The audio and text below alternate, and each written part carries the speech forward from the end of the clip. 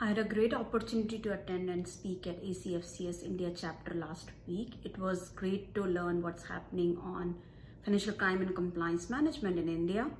Hello, my name is Garima Chaudhary, and in this video I'm going to talk about my top 3 key takeaways from that event. Number 1, focus on corruption and corporate fraud. Regulators in India focused on corruption and corporate fraud with some terrorist financing as primary risk area. On corruption, limitation on individual fine amount was removed, which was earlier 5 lakh rupees. In a recent enforcement, a Jharkhand minister was fined 2 crore rupees and 7 years in jail. In a recent survey, India emerged as having the highest bribing rate, 39% in Asia, and the highest rate of people, 46%, who use personal connection to access to public services. So it was great to see some enforcement and tightening on corruption in India. On corporate fraud front, Enforcement Directorate made several requests for extradition, total 14, 6 out of which were already declared as fugitives, also working to confiscate assets of fugitives.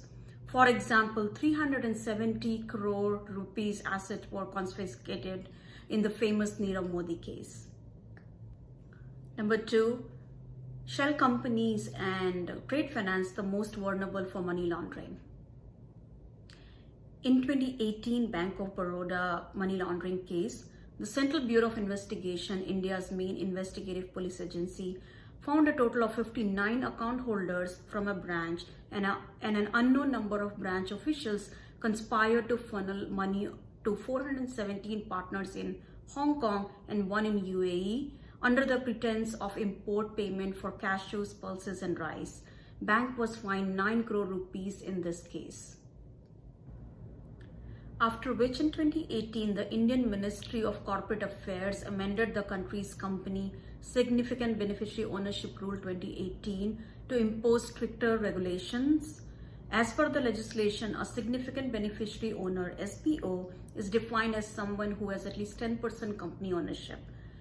This is different than other countries, which is mainly 25%, not 10%.